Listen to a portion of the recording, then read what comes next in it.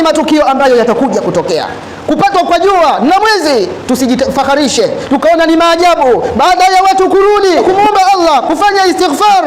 Watu wanapiga picha na kutuma katika mitandao, wengine wako mabaa, wengine wako katika starehe mbalimbali, hawana wasiwasi wala hawana shaka. Kwa iman, hadhihi dalailu min dalaili saa, zote hizi tutambue ya kuwa ni dalili na ni ishara za kiyama. Si hivyo tu, bali yapo matetemeko mbalimbali ya ardhi. Vipi Allah anatueleza kuhusiana na matetemeko ya ardhi?